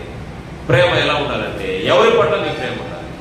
ఈ ప్రేమ దేవుని పట్ల ఉండాలి, మరియు విశ్వాసుల పట్ల, ఇతరుల పట్ల, ఇరుగు పొరుగు వారి పట్ల ఈ ప్రేమను కనబరచాలి. ఎటువంటి ప్రేమ ఇది? అగాపే ప్రేమ. అంటే దేవుని ప్రేమ నువ్వు ఇతరుల పట్ల చూపించాలి. లోకంలో జరిగే ప్రేమలు కాదు, అవి ఆకర్షణలు మాత్రమే. దానికి దీంతో పోల్చడానికి అవకాశం లేదు. ప్రేమ అంటే దేవుని ప్రేమ మాత్రమే. దేవుని ప్రేమించడం ఏదో మనం ముందుగా తెలుసుకోవాల్సిన అవసరం ఉంది. ప్రభువు చెప్పిన మాట మనం చూస్తే మత్తయి సువార్త 22వ అధ్యాయంలో ప్రభువు దేవుని ఏ విధంగా ప్రేమించాలనే విషయాన్ని తెలియజేస్తూ 37వ వచనంలో, మత్తయి సువార్త 22వ అధ్యాయం 37వ వచనంలో, అందుకు ఆయన నీ పూర్ణ హృదయంతోనూ, నీ పూర్ణ ఆత్మతోనూ, నీ పూర్ణ మనసుతోనూ నీ దేవుడైన ప్రభువును ప్రేమింపవలను. ఇక్కడ ఏది కూడా హాఫ్ చెప్పల, ఫుల్. పూర్ణ ఆత్మతో అంటారు, పూర్ణ హృదయంతో. నీ ఆత్మ ఎక్కడ ఉంటుంది? బయట కనబడుతుందా? కనబడదు. అంతరంగంలో. నీ హృదయం ఎక్కడ ఉంటుంది? అంతరంగంలో ఉంటుంది. నీ మనసు ఎక్కడ ఉంటుంది? అంతరంగంలో ఉంటుంది. నా అంతరంగంలో సమస్తం ఆయన పరిశుద్ధ నామమును సన్నిధించుకుని దావీదు చెప్పాడంటే, ఇక్కడ ప్రభు చెప్తా ఉన్నాడు, నీ పూర్ణ హృదయంతోనూ, నీ పూర్ణ ఆత్మతోనూ, నీ పూర్ణ మనసుతోనూ నీ దేవుడైన ప్రభువును ప్రేమింపవలెను. నువ్వు దేవుని ప్రేమించాలి. మొట్టమొదటిగా నువ్వు దేవుని ప్రేమిస్తే నువ్వు ఇతరులను ప్రేమించడానికి కూడా అవకాశం ఉంటుంది. నీ పొరుగు వారిని ప్రేమించడానికి బేస్ ఏంటంటే నువ్వు దేవుని ప్రేమించాలి. దేవుడు ప్రేమ స్వరూపుడు. ఆయనను ప్రేమించాడు. ఆయనను ప్రేమించి ఏం చేశాడంటే, నువ్వు ఈ భూమి మీద నీ తల్లిదండ్రులకు జన్మనిచ్చే విధంగా, నువ్వు జన్మించే విధంగా ఆయన నేను ఈ భూమి మీద తీసుకొచ్చాడు. మరియు ప్రత్యేకంగా ఆయన చేసింది ఏంటంటే, నీ తల్లిదండ్రుల ద్వారా నీకు దేహం ఏర్పడితే ఆ దేహంలో ఆత్మనిచ్చిన వాడు దేవుడు, ప్రాణాన్ని ఇచ్చిన వాడు దేవుడు, జీవాన్ని ఇచ్చిన వాడు దేవుడు. అందువల్ల ఆయన ప్రేమ చూపించి ఆ కార్యక్రమం జరిగించాడు. నీవు మార్గము తప్పిన తర్వాత దేవుని ఎరుగక తిరుగుతున్నప్పుడు మరలా నేను రక్షించడానికి ఆయన ప్రియకుమారుని క్రీస్తుని ఈ భూమి మీద పంపాడు. ఆయన శిలువ రక్తం ద్వారా మరొక మారు నువ్వు కొనబడి అవకాశం ఏర్పడింది, రక్షించబడే అవకాశం ఏర్పడింది. ఇది దేవుని ప్రేమ. దేవుని నువ్వు ఎందుకు ప్రేమించాలి? దేవుని ఎందుకు ప్రేమించాలంటే ఈ రెండే కారణాలు మనకు మెయిన్ రీజన్స్ మనకు కనబడతాయి. ఒకటి, నీకు ఈ భూమి పైన ఈ దేహంలో ప్రాణము జీవము కలిగి నీ తల్లిదండ్రుల ద్వారా ఈ భూమి మీదకి వచ్చావంటే దేవుడు లేకుండా నువ్వు వచ్చేదానికి అవకాశం లేదు. నువ్వు నూతన జన్మ అనుభవం కలిగి ఉన్నావంటే ఆయన ప్రియకుమారుడి క్రీస్తు లేకుండా నీకు నూతన జన్మ. అందువల్ల నీ అంతరంగంలో ఏం చేయాలి? పూర్ణ హృదయంతోనూ, పూర్ణ ఆత్మతోనూ, పూర్ణ మనసుతో దేవుని ప్రేమించాలి. అదేవిధంగా నిన్ను వలె నీ పొరుగు వారిని ప్రేమించాలని కింద వచ్చిన 39 చెప్పబడింది. నిన్ను వలె నీ పొరుగు వారిని ప్రేమింపవలెను. నిన్ను వలె నువ్వు ఏ విధంగా నిన్ను ప్రేమించుకుంటావో ఆలోచన చేస్తే, ఉదయం లేచినప్పటి నుంచి రాత్రి పడుకోబోయే వరకు నీ దేహానికి నీకు కావాల్సినటువంటి అన్ని సమకూర్చుకుంటావు. నీకే నువ్వు చేసుకున్నదాన్ని స్వార్థం అనొచ్చు, కానీ స్వార్థానికి నీ స్వంతానికి మధ్య చిన్న లేయర్ ఉంది. స్వార్థము ఎదుటి వ్యక్తికి స్వార్థం అవ్వచ్చు, కానీ నీకు నువ్వేమనుకుంటావు? నా దేహాన్ని జాగ్రత్త కాపాడుకోవడానికి నేను చేసే ప్రయత్నం అని ఆలోచన చేస్తావు. నిన్ను వలె నువ్వు ఏ విధంగా నిన్ను ప్రేమించుకుంటావు, ఎదుటి వాళ్ళు నిన్ను ఏ విధంగా చూడాలని నువ్వు ఆశపడతావు, వాళ్ళు ఏ విధంగా నిన్ను గౌరవించాలి, నిన్ను ప్రేమించాలి, నీకు మర్యాద ఇవ్వాలని నువ్వు ఆలోచన చేస్తావు, దాన్ని నువ్వు ఇతరులకు చేయాల్సిన అవసరం ఉంది. నిన్ను వలె నీ పొరుగు వారిని ప్రేమించాలి. ఈ ప్రేమ అనేది అంతరంగానికి సంబంధించింది. అంతరంగంలో ఈ యొక్క మార్పు గతంలో నీ యొక్క పరిస్థితులు ఎలా ఉన్నాయో, కానీ క్రీస్తు యేసు దగ్గరికి వచ్చిన తర్వాత సమస్తం మారిపోతుంది. నీ ఆలోచన విధానం మారిపోతుంది, నువ్వు ప్రేమ చూపించే విధానం మారిపోతుంది. ఎందుకంటే దేవుడు నీకు ఉచితంగా సమస్తాన్ని అనుగ్రహించాడు. ఈరోజు మనము ఈ భూమి పైన ఈ విధంగా చెల్లిస్తున్నామంటే, జీవం కలిగినామంటే దేవుడి ప్రేమ. సమస్తాన్ని దేవుడు ఇచ్చాడు. దేవుడు ఇవ్వకుండా నీకు ఏది కలగలేదు. ఒకవేళ నేను సంపాదించాను, ఇది నా యొక్క కష్టార్జితం అని అనుకుంటావు. దేవుడు అవకాశం ఇవ్వకపోతే, దేవుడి జీవాన్ని ఇవ్వకపోతే, ఈరోజు నేను పిలుచుకున్నాడు అనుకోండి, ఏమైపోతుందో ధనవంతుడు అదే ఆలోచన చేశాడు. వెలువడ తన అంతరంగం ఏ విధంగా ఉంది, దేవుడి గురించి ఆలోచన చేయలేదు. ఇంత ధనాన్నిచ్చి ఇంత ఐశ్వర్యాన్ని ఇచ్చినటువంటి దేవుడికి స్తోత్రమని దేవుడి కృతజ్ఞత చెప్పాల ధనవంతుడు ఏం చేస్తున్నాడంటే తిరుగు తాగు సుఖించుకుంటా ఉన్నాడు. తన అంతరంగంలో ఆలోచన చేసిన దాన్ని బట్టి దేవుడు ఏమన్నాడంటే వెలువడ అన్నాడు. ఈ రాత్రికి నీ ప్రాణాన్ని నేను అడుగుతా ఉన్నాను, ఏమైపోతాయి నువ్వు సంపాదించుకుంటా. అందువల్ల ప్రేమ చూపించే విషయంలో నిన్ను వలె నీ పొరుగు వారిని ప్రేమించాలంటే దేవుడిని ప్రేమించాలి. నీ పూర్ణ హృదయంతో నీ పూర్ణాత్మతో దేవుడిని ప్రేమించాలి. అంతరంగంలో దేవుడిని ప్రేమించలేకపోతే సహోదరుని ప్రేమించలేదు. నీ ప్రేమ ఇతరుల పట్ల నువ్వు చూపించాల్సినటువంటి కరుణ, దయ ఇవన్నీ కూడా అంతరంగానికి సంబంధించింది, ఎవరో నేర్పించేది కాదు. నీ హృదయంలో మార్పును బట్టి రక్షించబడిన నీవు దేవునికి అనుకూలంగా బ్రతికేదానికి ఈ అంతరంగ స్వభావంలో ప్రేమ అనేది చాలా ముఖ్యమైనదిగా ఉంది. ఇది నీకు బయట కనబడకపోవచ్చు, కానీ దీని క్రియలు బయట కనబడతాయి. నీ పొరుగు వారి పట్ల చూపించే కన్సర్న్ ప్రేమ, దేవుని పట్ల చూపించే ప్రేమ, ఇవన్నీ కూడా నువ్వు కలిగి ఉండాల్సిన అవసరం ఉంది. మరొక అంతరంగ స్వభావంలో మార్పు ఏంటంటే వినయం మరియు సేవాభావం, సేవ చేసే ఆలోచన. వినయం ఎలా వస్తుందంటే తగ్గించుకునే వాడికి వినయం, హెచ్చించుకునేవాడు తగ్గించబడే పరిస్థితి ఉంటుందని గ్రంథము హెచ్చరిక చేస్తుంది. మత్తయి సువార్త 23వ అధ్యాయము 12వ వచనం మనం పరిశీలన చేస్తే, మత్తయి సువార్త 23వ అధ్యాయం 12వ వచనంలో మీలో అందరికంటే గొప్పవాడు మీకు పరిచారకుడు అయి ఉండవలెను. మీలో అందరికంటే గొప్పవాడు ఏమంటారంట? పరిచారకుడు అంటారు, పనిచేసేవాడు అంట. నువ్వు గొప్పగా ఉండాలని నువ్వు ఆలోచన చేసావనుకో, నువ్వు ముందు పనిచేయాల్సిన అవసరం. పరిచారకుడు అంటే సేవకుడుగా ఉండాలి, పరిచారం చేసేవాడు. ఇక్కడ నిలబడి మాట్లాడే వ్యక్తి ఉదయం నుంచి ఏం చేస్తాడు తెలుసా? ఇవన్నీ వచ్చి క్లీన్ చేసుకుంటాడు. మీకు తెలియని ఒక విషయం ఉంది. ఇక్కడ ఉదయాన్నే అందరికంటే ముందు వచ్చి దీన్ని శుభ్రం చేసుకుని అంతా సిద్ధపాటు చేసుకుని ఇంటికి వెళ్ళి వస్తాడు. కారణం ఏంటంటే దేవుడిని హెచ్చించాలంటే మనం హెచ్చించుకునేది కాదు, మనము పరిచయం చేసే వాళ్ళకి ఉండాలి. అందుకోసమే మీరు అందరికంటే గొప్పవాడు మీకు పరిచారకుడైనను, తన్ను తాను హెచ్చించుకునేవాడు ఏమవుతాడంట? తగ్గించబడును. తన్ను తాను తగ్గించుకునేవాడు హెచ్చింపబడు. ఇది నేను చేసేది ఏముందిలే, ఇది నేను చేసేది కాదు, ఇది నా స్థాయికి తగింది కాదు. అంతరంగంలో ఆలోచన అటువంటివి ఉండకూడదు. క్రీస్తు యేసు నుంచి రక్షించబడిన వ్యక్తి ఎలా ఆలోచించాలంటే అంతరంగంలో మార్పు తప్పదు. ఈ అంతరంగంలో మార్పు ఎలా ఉంటుందంటే తన్ను తాను తగ్గించుకోవాలి. మనం క్రీస్తు వారు చూస్తే ఆయన బోధకుడు, రక్షకుడు, దేవుని కుమారుడు. అటువంటి వ్యక్తి సాధారణమైన మనుషులకి ఏం చేస్తారంటే తన శిష్యుల యొక్క పాదాలు కట్టాడు. ఏం చూపించాడు? మాదిరి చూపించాడు. ఏం చెప్తున్నాడంటే నేను బోధకుండా ఉండి మీ పాదాలు కడిగానంటే దానికి దేనికోసం ఈ పని చేశాను తెలుసా? మీరు కూడా ఒకరికొకరు ఆ విధంగా అంటే తగ్గింపు కలిగి ఉండాలి. వినయం అనేది అంతరంగానికి సంబంధించింది. ఈ వినయము లేకపోతే ఇతరులకు సేవ చేయడం అనేది కూడా మరి ముఖ్యంగా నిజాయితీగా సేవ చేయడం. సేవ చేయడం అంటే ఏదో మొక్కుబడిగా కాదు, లేకపోతే ఏదో మనుషులు చూస్తున్నారని సేవ చేయడం కాదు, లేకపోతే మనుషుల కొరకు కాదు, కానీ దేవుని కొరకే. దేవుని కొరకు నిజాయితీగా నీవు పరిచయం చేయాలి, సేవ చేయాలి. ఎప్పుడైతే చేస్తావో నీవు నీ అంతరంగంలో మార్పు స్పష్టంగా కనబడతా ఉంటుంది. వినయము కలిగి ఉండాల్సిన అవసరం. అందుకోసమే మీరు ఏ విధంగా ఉండాలనే విషయాన్ని ఫిలిప్పీ పత్రికలో అపోస్తలుడు పౌలు గారు తెలియజేసిన మాట ఒకసారి మనం చూద్దాము. ఫిలిప్పీ పత్రిక 2వ అధ్యాయము, ఫిలిప్పీ పత్రిక 2వ అధ్యాయం మొదటి నుంచి మనం పరిశీలన చేస్తే మొదటి 4వ వచనం, కావున క్రీస్తునందు ఏ హెచ్చరికైనను, ప్రేమ వలన ఆదరణైనను, ఆత్మయందు ఏ సహవాసమైనను, ఏ దయారసమైనను, వాత్సల్యమైనను ఉన్నాయి కదా, మీరు ఏక మనస్కులగునట్లుగా ఏక ప్రేమ కలిగి ఏక భావం కలగాలుగా ఉండి ఒక్కదాని ఎందే మనసు చుట్టూ నా సంతోషమును సంపూర్ణం చేయండి.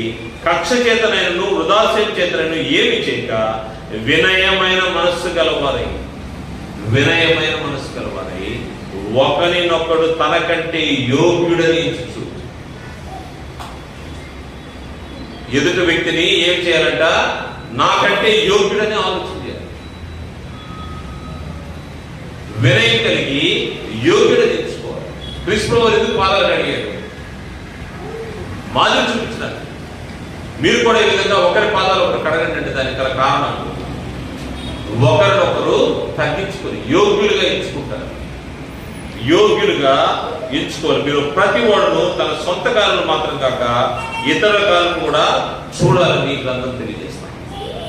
నువ్వు ఎప్పుడైతే తగ్గింపు స్వభావం కలిగి ఉంటావో, ఈ తగ్గింపు స్వభావము లేని వ్యక్తులు, వారు గర్వం కలిగిన వారు, లేకపోతే అహాని కలిగిన వారు, అహాని ఆ గర్వాన్ని తీసివేయలేక ఏం చేస్తూ ఉంటారంటే వాళ్ళు తగ్గింపు ఉండదు, వాళ్ళు హెచ్చించుకుంటా ఉంటారు. కానీ దేవుడు ఏం చేస్తాడు? వారిని తగ్గిస్తాం. వినయ మనసు కలిగి ఉంటే, వినయం కలిగి ఉంటే సేవ కూడా నిజాయితీగా చేయాలి. నిజాయితీగా దేవుడి పక్షంగా నువ్వు నిజాయితీగా సేవ జరిగించినప్పుడు దేవుడు నిన్ను ఇష్టపడతా ఉంటాడు. ఇది అంతరంగం సంబంధించినది. అందుకోసమే దీనిలో మనము క్రీస్తు యేసుని మాదిరిగా చూడాల్సిన అవసరం. క్రీస్తు యేసు రక్షించబడిన వారు క్రీస్తు యేసు యొక్క స్వరూపంలోకి రావాలి అంటే వారు ఏం చేయాలి? క్రీస్తు వారు జరిగించిన కార్యక్రమాలు జరిగించాలి. ఆయన మాదిరిలో మనము నడవాల్సిన అవసరం ఉంది. ఇందులో అంతరంగానికి సంబంధించినటువంటి వినయం. ప్రభువు విధేయత ఎలా నేర్చుకున్నాడు ఒకసారి చూస్తే, ఆయన పొందిన గాయముల చేతంట హెబ్రీ పత్రిక 5:8 ఆయన కుమారుడయుడు తాను పొందిన శ్రమల వలన విధేయత నేర్చుకున్నాడు. శ్రమల వలన విధేయత. ఈరోజు శ్రమ వస్తే విధేయత ఉండదు, తిరుగుబాటు తప్పితే విధేయత ఉండదు. ఏదైనా ఇబ్బంది వస్తే తిరుగుబాటే, లేకపోతే అక్కడి నుంచి క్విట్ అంతే. కొద్దిగా కష్టం వస్తే అక్కడి నుంచి క్విట్ అంతే. కానీ ప్రభు అయితే క్విట్ చేయలేదు. ఆయన క్విట్ చేస్తే ఏమవుతుంది? ఈ లోకం మొత్తము నాశనం. అనేక మంది యొక్క నిత్య రక్షణ కొరకు ఆయన ఏం చేశాడు? ఆ శ్రమను అనుభవించాడు. దాని ద్వారా ఆయన విధేయత నేర్చుకున్నాడంట. కింద వచ్చిన చూడండి, దేవుని చేత 9-10 కలిసి ఉన్నాయి. మరి ఆయన సంపూర్ణ సిద్ధి పొందిన వాడే మెల్కీసెదెకు యొక్క క్రమంలో చేత ప్రధాన యాజకుడు దేవుని చేత పిలువబడి తనకు విధేయులైన వారికి అందరికీ నిత్య రక్షణకు కారణాయన. నిత్య రక్షణ. క్రీస్తు ప్రభు వారు ఆ శ్రమ నోచుకోకపోతే, ఆయన విధేయత చూపించకపోతే, నేను దేవుని కుమారుడు అన్నాడు అనుకోండి, ఏమైపోతుంది? ఆయన వచ్చినటువంటి పర్పస్ అంతా వేస్ట్ అయిపోతాం. ఆయన ఎక్కడ తన యొక్క అధికారాన్ని చూపించలేదు. ఆయన ఎక్కడ కూడా, అందుకోసమే పేతురు పత్రికలో ఆయన గురించి తెలియబడింది, ఆయన నోట ఏ కపటం, ఆయన పాపం చేయలేదు, ఆయన నోట ఏ కపటం లేదు. ఆయన బెదిరించక, ఎవరిని బెదిరించలా, నేను దేవుని కుమారుడు, నన్ను ఎందుకు హింసిస్తున్నారు, లేకపోతే నన్ను ఎందుకు కొరడాలు కొడుతున్నారని వారు అనక, బెదిరింపుగా న్యాయంగా తీర్పు తీర్చి దేవునికి తను తాను అప్పగించుకున్నాడు.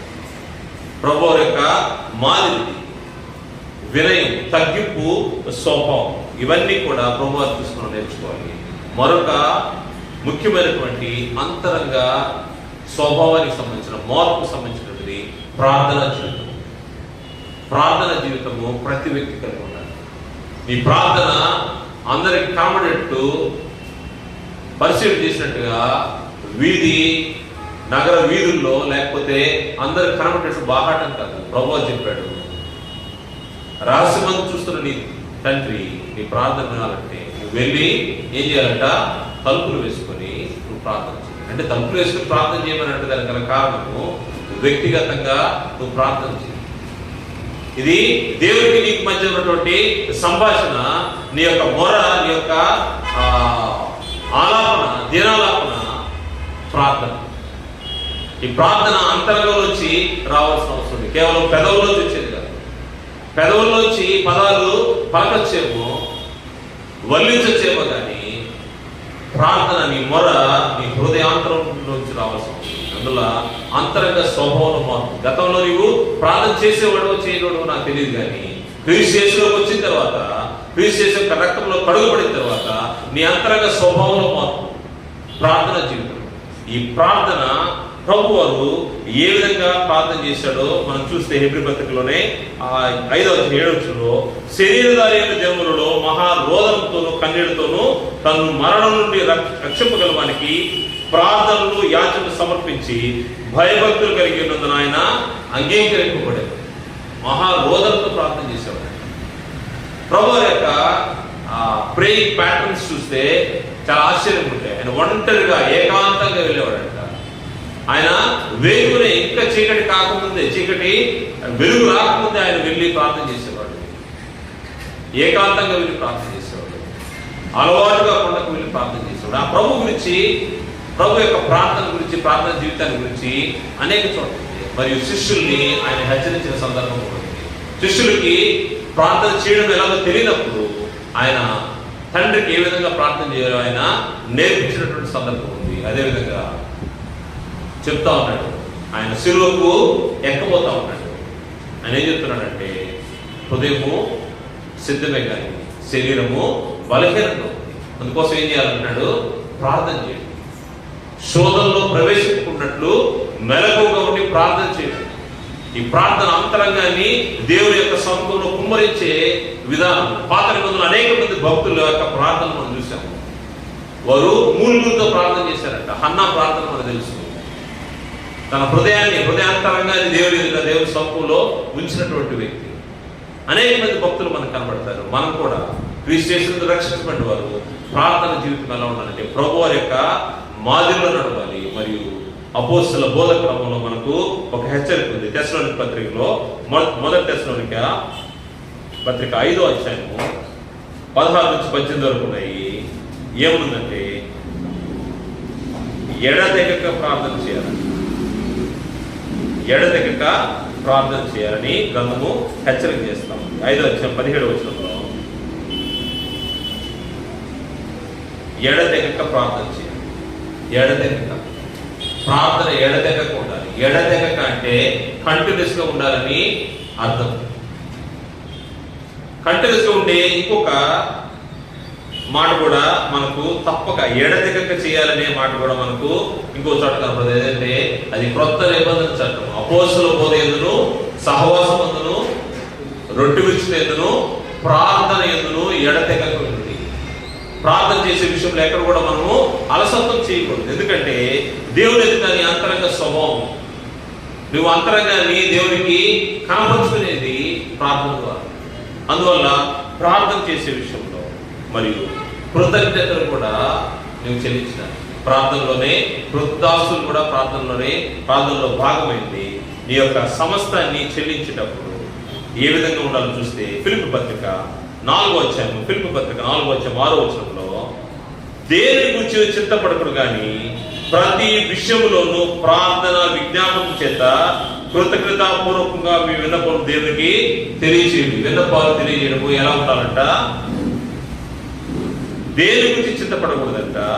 ప్రార్థన విజ్ఞాపనం చేత కృతజ్ఞతాపూర్వకంగా ఏది చేసినా కానీ దేవునికి నువ్వు ప్రార్థన ద్వారా నీ విన్నపాలు తెలియజేయాలి. కృతజ్ఞతలు సమస్తము ఆయన పేరు చేయాల్సిన అవసరం.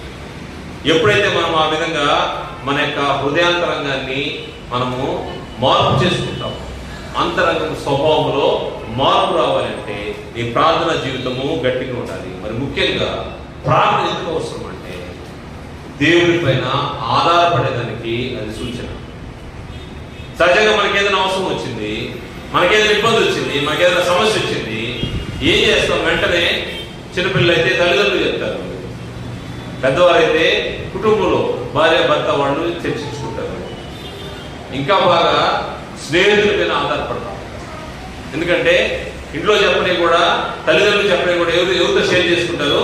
ఫ్రెండ్స్తో షేర్ చేసుకుంటారు, ఫ్రెండ్స్కి చెప్పుకుంటారు, స్నేహితులతో షేర్ చేసుకుంటారు. కానీ దేవుడి మీద చెరువు చూస్తుంది లేదంటే రిజిస్ట్రేషన్ నువ్వు రక్షించబడ్డావు, నువ్వు ఎవరి వైపు చూడాలి? మొట్టమొదటిగా దేవుని వైపు చూడాలి. నీకు సంతోషం వచ్చినా దేవుని వైపు చూడు, నీకు బాధ వచ్చినా దేవుని వైపు చూడు, నీకు రోగం వచ్చినా దేవుని వైపు చూడు, నీకు సమస్య వచ్చినా దేవుని వైపు చూడు. దేవుని పైన ఆధారపడడానికి మూలము ప్రార్థన. దేవుని పైన నువ్వు ఆధారపడడానికి దేవుడు ఎక్స్పెక్ట్ చేస్తూ ఉంటాడు. ఈ సమస్య వచ్చింది కదా, ఆయన పరిశీలన చేస్తూ ఉంటాడు. నా వైపు చూస్తాడేమో, నేను సహాయం చేద్దామని ఆయన ఎదురు చూస్తూ ఉంటాడు. ఆయనకు దూరంగా ఉండేవాడు కాదు, నీకు సమీపంగా ఉంటాడు. కాకపోతే నీవే ఆయన నువ్వు గుర్తించలేకపోయాడు. ఆయన దగ్గరికి నువ్వు వెళ్ళకూడదు. ఆయన పక్కనే ఉంటే ఆయన చూసి చూడట్టుగా మిగతా సోర్స్ అని వెతుకుతూ ఉంటావు. ఈ సోర్స్లో నాకు నా తల్లిదండ్రులు ఏమైనా చేస్తారేమో, నా అన్నదమ్ములు ఏమైనా చేస్తారేమో, లేకపోతే నా స్నేహితులు ఏమైనా చేస్తారేమో, నా బంధువులు ఏమైనా చేస్తారేమో, ఈ సోర్సెస్ వైపు వెళ్తూ ఉంటావు. పక్కన నిలబడి చూస్తూ ఉంటాడు.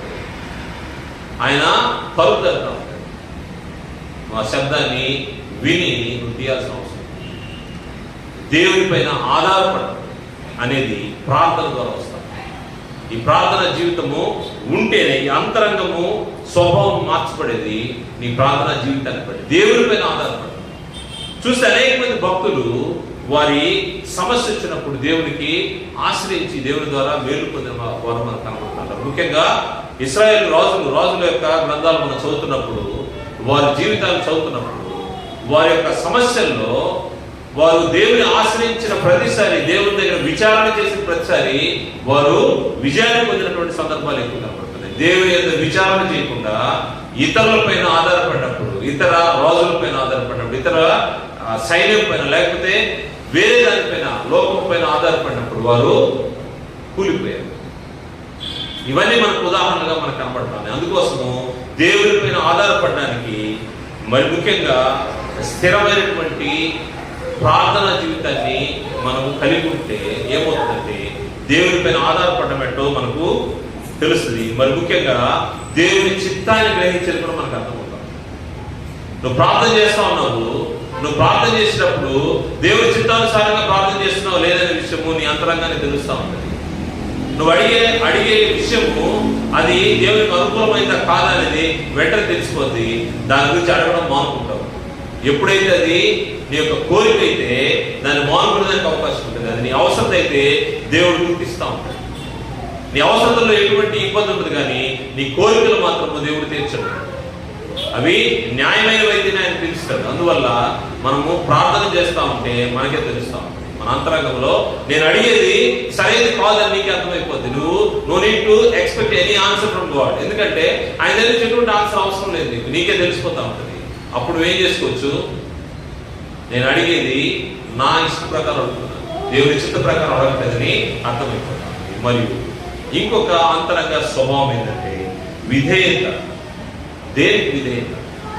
దేవుని యొక్క వాక్యానికి విధేయత చూపించాల్సిన అవసరం. ఈ విధేయత చూపించడము, దేవుని యొక్క వాక్యం నీ చెవులు వినబడుతుంది, నువ్వు చదువుతా ఉన్నావు, అనేక మాధ్యమాల ద్వారా నీకు దేవుని యొక్క మాటలు వినపడతా ఉన్నాయి, దేవుని యొక్క సందేశం వస్తూ ఉంది. వచ్చినప్పుడు దాన్ని ఏ విధంగా రిసీవ్ చేసుకుంటున్నావు, దానికి విధేయత చూపిస్తున్నావు, దానికి ఒబే అవుతున్నావు అనే దాన్ని పరిశీలన చేసుకోవాల్సిన అవసరం ఉంది. ఎందుకంటే దేవుని యొక్క వాక్యముకి నువ్వు విధేయత చూపిస్తున్నావు అంటే ఆటోమేటిక్ గా నువ్వు దేవుని ప్రేమిస్తున్నావు అని అర్థం. అందుకోసమే గ్రంథం తెలియజేస్తుంది. యోహాను సువార్త 14:15 మీరు నన్ను ప్రేమించిన నా ఆజ్ఞలను గైకొందురు. దేవుని ప్రేమిస్తే దేవుని యొక్క ఆజ్ఞలను గైకొంటారు. దేవుని యొక్క ఆజ్ఞలను గైకొన్నవారు దేవుని యొక్క ఆజ్ఞ ప్రకారము జీవించడానికి ప్రయత్నం చేస్తారు. దేవుని ఆజ్ఞలు గైకొనలేదనుకోండి, జీవితంలో మార్పు రాదు. నీ అంతరంగ స్వభావంలో మార్పు రావాలంటే దేవుని యొక్క వాక్యము అవసరమైందని గ్రంథం తెలియజేస్తుంది. యాకోబు పత్రిక 1వ అధ్యాయము 22వ వచనం మనం ఒకసారి పరిశీలన చేస్తే, మీరు వినువారు మాత్రమై ఉండి మిమ్మును మీరు మోసపరుచుకుంటుంది. వినువారు మాత్రం. అనేకసార్లు మనం అనుకున్నాము, ఎవరైనా ఇంటికి పోతే 24 గంటలు వాక్యం వినబడతానే ఉంటుంది, టీవీలోనో ఏదో ఒక దీంట్లో. వాక్యము వినడం మట్టుకి, అంతేగాని ఆచరించే విషయంలో ఏమి లేకుండా పోతాం. అందుకోసము మీరు వినువారు మాత్రమే ఉండి మిమ్మల్ని మీరు మోసపుచ్చుకోకుండా వాక్య ప్రకారము ప్రవర్తించువారునై ఉండి. వాక్య ప్రకారం ఏం చేయాలంట? ప్రవర్తించాలి. ఎప్పుడు ప్రవర్తిస్తామో, ఎప్పుడైతే నీ అంతరంగ స్వభావంలో మార్పు వస్తుందో అప్పుడే నువ్వు వాక్యానుసారంగా జీవించడానికి అవకాశం ఉంది. వాక్య ప్రకారము ప్రవర్తించే వారిగా మనం ఎప్పుడు ఉంటామంటే మన అంతరంగ స్వభావంలో మార్పు. ఈ మార్పు లేకుండా వాక్యాన్ని అంగీకరించడానికి అవకాశం లేదు, విధేయత చూపించే అవకాశం లేదు. నువ్వు వాక్యం విధేయత చూపిస్తున్నావంటే దేవుని ప్రేమిస్తున్నావు. మరి కేవలము ఈ చెవులు వినబడడం కాదు, కానీ దేవుని మాటలు నీ హృదయంలో నాటుకుపోయి ఉండాలి. అందుకోసం దావీదు చెప్తా ఉన్నాడు, కీర్తనలు మొదటి కీర్తన మనం చూస్తే దాంట్లో మనకు యెహోవా ధర్మశాస్త్రమందు ఆనందించుచు దివారాత్రములు దాన్ని ధ్యానించువాడు ధన్యుడు అన్నాడు. ధర్మశాస్త్రం అంటే ఏంటి? దేవుని యొక్క ఆజ్ఞలు, కట్టడలు, విధులు. వాటిని ఏం చేయాలంట? దివారాత్రాలు ధ్యానించాలి. దివారాత్రాలు ధ్యానించేవాడు ఏమవుతాడంట? ధన్యుడు అన్నాడు. దివారాత్రాలను ధ్యానించేదానికి దేవుని యొక్క వాక్యంకి విధేయత చూపించాలి. విధేయత చూపించినప్పుడే ఆ వాక్యానికి నీవు నీ హృదయంలో చోటిచ్చినవాడు. లేకపోతే ఏం జరుగుతూ ఉంటుందంటే వాక్యానికి విధేయత చూపించినవాడు కాకుండా. అందువల్ల ఆజ్ఞలు గైకొనడము, ఆజ్ఞలకు లోబడి ప్రవర్తించడం, ఈ విషయాలు అనేక సార్లు ఈ అపోస్తల బోధ వింటా ఉంటాము. వీరి దానికి లోబడి ఉన్నామా లేదనే దాన్ని ఆలోచన చేసుకోవాల్సిన అవసరం ఉంది. మరియు పవిత్రత మరియు పరిశుద్ధత కలిగి ఉండాలి. ఈ పవిత్రత కూడా ఇది భౌతిక సంబంధమైనది, కనబడేది కాదు, కానీ నీ యొక్క అంతరంగానికి సంబంధించింది. నువ్వు ఏ విధంగా పవిత్రంగా ఉంచుకుంటున్నావు, నీ యొక్క దేహాన్ని ఏ విధంగా పవిత్రంగా ఉంచుకున్నావు, నీ అంతరంగంలో ఏ విధంగా పవిత్రంగా ఉంచుకున్నావు, పరిశుద్ధంగా ఉంచబడుతున్నావు. పవిత్రత అనేది పాపం నీ ఒంటికి అంటకుండా ఉండడం పవిత్రత. పరిశుద్ధత అనేది దేవుని యొక్క పరిశుద్ధతలో సమానమైన పరిస్థితుల్లోకి నువ్వు రాబడ్డావు. దేవుని యొక్క ఆత్మ మనం నడిపించినప్పుడు ఆత్మానుసారంగా ఎవరైతే నడుస్తారో వారు పరిశుద్ధత కలిగి ఉంటారు. అందువల్ల ఈ అంతరంగానికి సంబంధించినటువంటి ఈ పరిశుద్ధత కారణం ఏంటంటే మిమ్మల్ని పిలిచిన వాడు పరిశుద్ధుడై ఉన్నాడు. పేతురు రాసిన మొదటి పత్రిక 1వ అధ్యాయం 14 నుంచి 16 వరకు మనం పరిశీలన చేస్తే, మిమ్మల్ని పిలిచిన వాడు పరిశుద్ధుడై ఉన్న ప్రకారము మీరును సమస్త విషయములో పరిశుద్ధులై ఉండండి. మిమ్మల్ని పిలిచిన వాడు పరిశుద్ధుడై ఉన్నాడు. అందువల్ల మీరేం చేయాలంటే మీరు కూడా సమస్త ప్రవర్తన యందు పరిశుద్ధులైన. సమస్త ప్రవర్తన, నీ బిహేవియర్ ఎలా ఉందో, నీ ప్రతి విషయంలో నీవు నీ యొక్క ప్రవర్తన జాగ్రత్తగా ఉండాలని గ్రంథము హెచ్చరిక చేస్తా ఉంది. సమస్త ప్రవర్తన యందు పరిశుద్ధంగా ఉండాలి. ఈ పవిత్రతతో నువ్వు జీవించాలంటే నువ్వేం చేయాలంటే యవనేచ్ఛల నుండి పారిపోమని గ్రంథం హెచ్చరిక చేస్తుంది. యవనేచ్ఛలు ఏం చేస్తాయి? మన ఇచ్ఛలు, మన కోరికలు మనల్ని పాపంలోకి నడిపిస్తూ ఉంటాయి. ఏం చేయాలంటే పారిపోవాలంట. పారిపోయిన ఒక వ్యక్తి తెలుసు మనకు, పాత నిబంధన గ్రంథంలో యోసేపు ఏం చేశాడు? పారిపోయాడు. పాపం నుంచి పారిపోయాడు, అపవిత్రత నుంచి పారిపోయాడు. తన దేహాన్ని పాడు చేసుకోవడానికి ఇష్టపడలేదు. పారిపోవాలి. యవనేచ్ఛల నుండి పారిపోమని అపోస్తలుడు పౌలు గారు తిమోతిని హెచ్చరిస్తున్నాడు. ఒకసారి మనం చూస్తే అపోస్తలుడు పౌలు గారు తిమోతికి రాసినటువంటి 2వ పత్రిక 2వ అధ్యాయము 22వ వచనంలో, నీవు యవనేచ్ఛల నుండి పారిపోము. పారిపోమంటే విడిచి పారిపోవాలంట. విడిచి పారిపో. యవనేచ్ఛలు నిన్ను ఇబ్బంది పెట్టి నిన్ను పాపంలోకి నెట్టే వాటి నుంచి పారిపోవాలి. మరియు ఏం చేయాలంటే నీవు ఎవరితో ఉండాలంట? పవిత్ర హృదయులై ప్రభువునకు ప్రార్థన చేయవారితో కూడా నీతిని, విశ్వాసమును, ప్రేమను, సమాధానమును వెంటాడును. ఎవరితో ఉండాలి? నీ సహవాసం అవుతూ ఉండాలి. పవిత్రమైన హృదయంతో ప్రభుని ప్రార్థన చేసే వారితో ఉండాలి. అంతేగాని లోకము ముసలము ముచ్చట్లు చెప్పే వాళ్ళతో కాదు, కానీ లేకపోతే లోక ఆశల వైపు లోకానుసారంగా జీవించే వారితో కాదు, కానీ నీవు పవిత్ర హృదయాలతో ప్రభువు ప్రార్థన చేయవలసి ఉండి ఏ విషయాలంట? వేటిని వెతకాలంట? నీతిని వెతకాలి. ఇది అంతరంగ సంబంధించింది. మరియు విశ్వాసము, ప్రేమను, సమాధానమును వెంటాడుతున్నారు. అంతరంగులు ఇవన్నీ మార్పు, అంతరంగ స్వభావంలో మార్పు రావాలంటే వీటిని మనము కలిగి ఉండాలి. అపవిత్రమైన వాటి నుంచి మనము దూరంగా వెళ్ళాలని మనకు గ్రంథం తెలియజేస్తా ఉంది. మరియు కొన్ని విషయాలు ఉన్నాయి, సమయం అయిపోతుంది, నేను త్వరగా ముగిస్తాను. మరియు కృతజ్ఞత అనేది కూడా అంతరంగానికి సంబంధించి. గ్రాటిట్యూడ్, కృతజ్ఞత మరియు కంటెంట్మెంట్, సంతృప్తి. దేవుడు ఏం చేశాడో ఆ మేలు బట్టి నువ్వు కృతజ్ఞత, ప్రతి విషయం ముందు కృతజ్ఞతాస్తుతులు చెల్లించడానికి గ్రంథము హెచ్చరిక చేస్తా ఉంది. అదేవిధంగా ఏ స్థితిలో ఉన్నా కానీ దేవుడు నీకు ఏ స్థితి ఇచ్చాడో ఆ స్థితిలో సంతోషంగా ఉండ, ఆనందంగా పౌలుగా తెలియజేస్తున్నాడు. నేను ఏ స్థితిలో ఉన్నానో ఆ స్థితిలో సంతృప్తి కలిగి ఉండ నేర్చుకుని ఉన్నాను అన్నాడు. అంటే నీవు సంతృప్తి కలిగి, దేవుడు నీకు ఇచ్చాడు, దేవుడు నీకు 2 ఇచ్చాడు, 2లో సంతోషపడు. దేవుడు నీకు 5 ఇచ్చాడు, 5లో సంతోషపడు. దేవుడు నీకు 10 ఇచ్చాడు, అందులో సంతోషపడు. ఏ స్థితిలో ఉన్నా ఆయన చెప్తున్నాడు, నేను దీన స్థితిలో ఉన్న ఎరుగుదును, ఉన్నత స్థితిలో ఉన్న అన్ని స్థితుల్లో ఉన్న నేర్చుకుంటున్నాను. కారణం ఏంటంటే ఎవరైతే సంతృప్తి కలిగి ఉంటారో, కృతజ్ఞత, దేవుడు చేసిన మేలు విషయంలో నీవు కృతజ్ఞత కలిగి ఉండాలి, గ్రాట్యూడ్ చూపించాలి. దేవుడితో పాటు నీ సహోదరుల పట్ల కూడా నీ కృతజ్ఞత. ఇది అంతరంగానికి సంబంధించింది. జస్ట్ థ్యాంక్స్ చెప్పిపోతే కాదు. సారీ అండ్ థ్యాంక్స్ అనే 2 పదాలు చాలా ఈజీ, కానీ ఆ కృతజ్ఞత, సారీ అంటే జరిగే తప్పుని అది సమసిపోయేది కాదు, అసలు అది ఒక పనికిరాని పదం అని అంటా ఉంటారు. అంటే it's a waste word. Sorry వల్ల ఎటువంటి ప్రయోజనం లేదు. అంటే ఆల్రెడీ ఇట్స్ హ్యాపెండ్, డ్యామేజ్ అయిపోయింది. దాని తర్వాత నువ్వు సారీ చెప్పి కూడా ప్రయోజనం లేదు. వేరే thanks can have some count, some weight for. అదే థ్యాంక్స్ అనేది కూడా ఈ కృతజ్ఞతను నువ్వు అంతరంగంలోంచి నీకు వచ్చిందంటే, దేవుడు నీకు చేసిన మేలు, క్రీస్తు ప్రభు ద్వారా నువ్వు పొందిన మేలు, నీ సహోదరుల ద్వారా నువ్వు పొందిన మేలు, నువ్వు రక్షించబడి దేవుని ఇంటిలో ఉన్నావంటే నీకు సువార్తను తీసుకొచ్చినటువంటి నీ సహోదరులు, ఈ యొక్క అపోస్తుల బోధన తీసుకొచ్చినటువంటి ఈ అపోస్తులు, పరిశుద్ధాత్మ ద్వారా వారు మనకు ఇచ్చినటువంటి ఈ గ్రంథం, ఇవన్నీ కూడా దేవుడు మనకి ఇచ్చాడు. వీటన్నిటిని బట్టి మనం ఏం చేయాలా?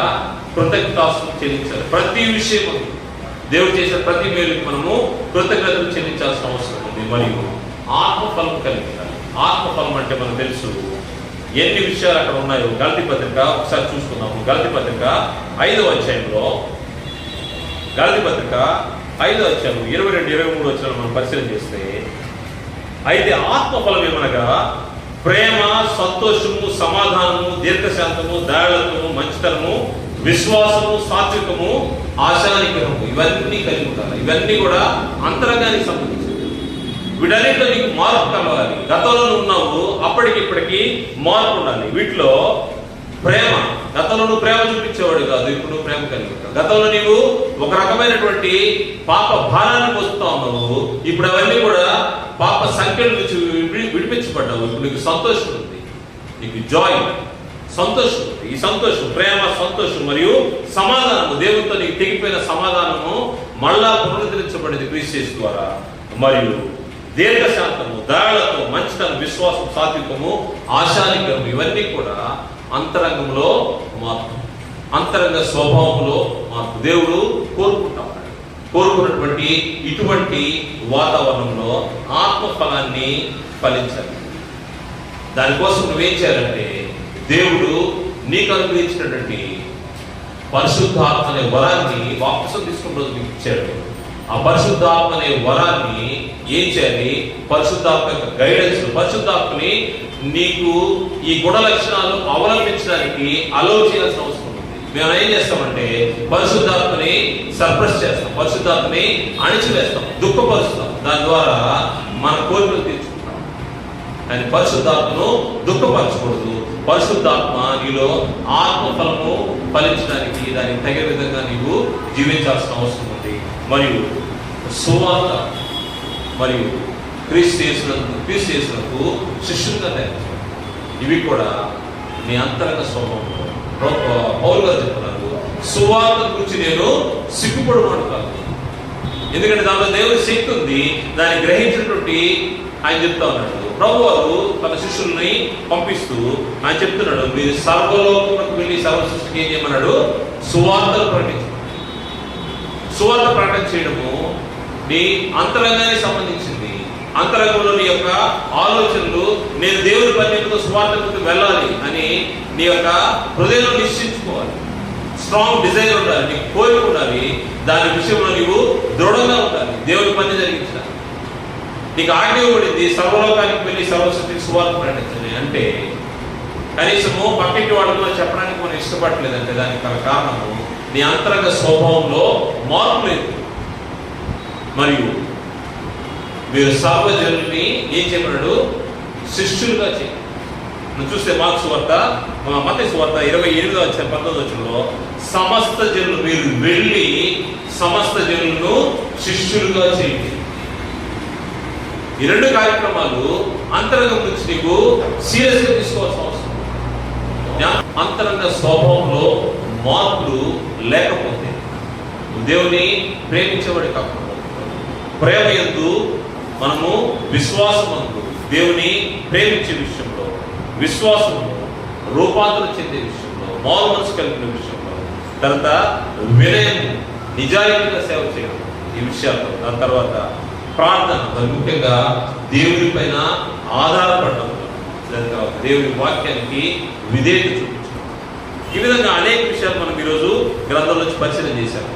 అంతరంగ స్వభావంలో మార్పు లేకపోతే ఏం జరుగుతూ ఉంటుందంటే ఆత్మ సంబంధంగా ఎదిగేదానికి అవకాశం లేకపోతే, ఎక్కడ వేసిన మొక్కలు అక్కడ అన్నట్టుగా ఏం జరుగుతూ ఉంటుంది? నువ్వు మారు మనసు పొంది బాప్తిస్మం తీసుకుని దేవుడిలో ప్రవేశించిన తర్వాత సంవత్సరం అయింది, 2 సంవత్సరాలు అయింది, 5 సంవత్సరాలు అయింది, 10 సంవత్సరాలు అయింది, 20 సంవత్సరాలు అయింది, ఏమవుతుంది? అంతరంగ స్వభావంలో మార్పు లేదు. మార్పు లేకుండా ఉంటే ఆత్మ సంబంధంగా ఎదిగే అవకాశం లేదు. అందువల్ల మనం ఏం చేయాలంటే ఆత్మ సంబంధంగా ఎదగాలంటే అంతరంగ స్వభావం మార్పు.